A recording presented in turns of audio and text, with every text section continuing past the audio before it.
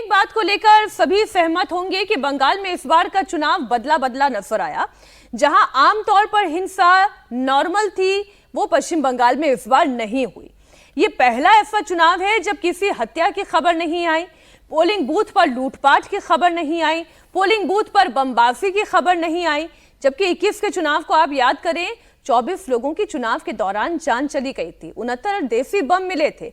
इसके साथ ही इस बार दोनों फेज में करीब 93% रिकॉर्ड तोड़ वोटिंग हुई है। तो इस पे तो आपको इलेक्शन कमीशन को भी धन्यवाद देना होगा, आपको केंद्रीय सुरक्षा बल की जो इतनी बड़ी ब्रिगेड लगा दी गई है उसका भी आपको धन्यवाद देना होगा कि शांतिपूर्ण तरीके से ये मतदान हुआ है। तो इसमें तो कोई दो राय नहीं है। आइए बात कर लेते हैं आसाम की। आसाम में इस बार क्या होने जा रहा है और आसाम का मेट्राइज पोल क्या बता रहा है। असम में एग्जिट पोल के मुताबिक बीजेपी की सत्ता में वापसी हो रही है, यानी हिमंता एक बार फिर से असम में मुख्यमंत्री की कुर्सी संभालते हुए नजर आ रहे हैं। असम के पोल ऑफ पोल्स की बात करूं तो मेट्राइज के पोल के मुताबिक 85 to 95 85 से 95 सीट बीजेपी को मिल सकती है। कांग्रेस 25 से 32 सीटों पर सिमट सकती है। एक्सेस माई इंडिया ये कह रहा है कि असम में बीजेपी को 88 से 100 सीट मिल सकती है, कांग्रेस जबकि 24 से 36 सीटें। पीपल पल्स ये कह रहा है कि बीजेपी को 68 से 72 सीट और कांग्रेस को 22 से 26।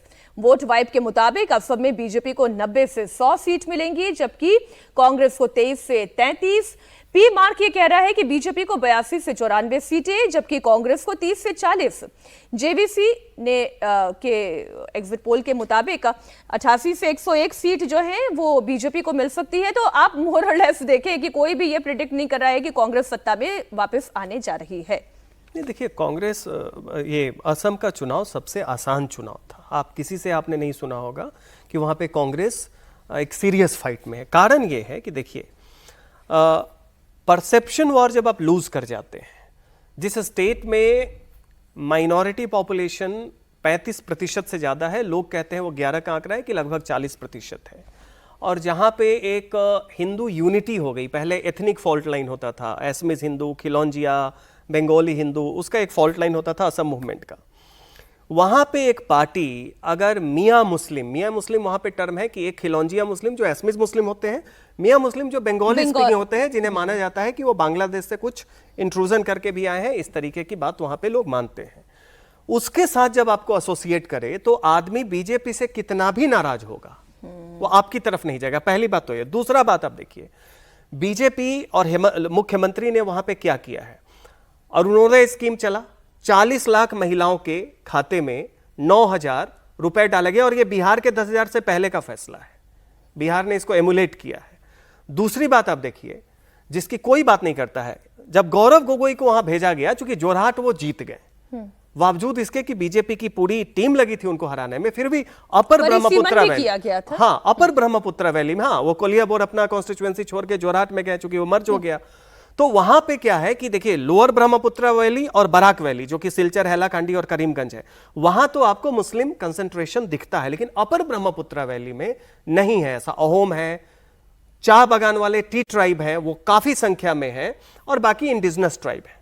ऐसा माना जा रहा था कि वहां पे ज्यादा हिंदू मुस्लिम का लॉजिक नहीं होगा और कांग्रेस अच्छा करेगी। वहां पे 3.5 लाख टी ट्राइब जो चाह बागानी है, उनके परिवारों को 150 साल के बाद, जब अंग्रेज उन्हें ले गए थे उठा उठा के और टी प्लांटेशन में झारखंड से, आज के उड़ीसा से, छत्तीसगढ़ से बना, 3.5 लाख टी ट्राइब फैमिलीज को वहां पे जो टी ट्राइब मिनिस्टर थे रुपेश ग्वाला, उनकी पहल से और सीएम ने पहली बार मालिकाना हक दिया सारे। और ये कांग्रेस का कमिटेड वोट बैंक होता था। और कांग्रेस क्या करती थी, सूता कंबल बांट दिया, कुछ सूता दे दिया, बस ये देते चले आ रहे थे। इनके अकाउंट 2021 में खोले गए, 5-5 हजार रुपए दिए गए, इस बार मालिकाना हक दिया गया। तो जिस तरह का स्कीम रीच आउट किया। और तीसरी सबसे बड़ी बात देखिए, जब हम लोग थे असम में, जोरहाट के लोग बता रहे थे कि गौरव गोगोई से अगर आपने अपॉइंटमेंट नहीं लिया है चुनाव के वक्त, तो आप उनसे नहीं मिल सकते।